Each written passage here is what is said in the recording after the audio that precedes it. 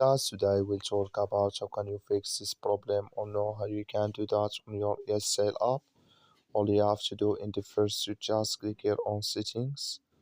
So then it's going to take you to this list. It's going to show for you like this. You go down here, so you keep going down here until you found apps, click on it. You come to apps this here until you're looking for YesStyle app or just click on search. Add here YesStyle, it's going to show for you like this, click on it. You come to this list here, click on for stop, click on OK. So then you go down here, click on storage, come to storage list here, just click on clear cache. So then you go to your Play Store, you just click on it here. You search here for YesStyle app, it's going to show for you like this. You will find here update, click on it, then it's going to work with you.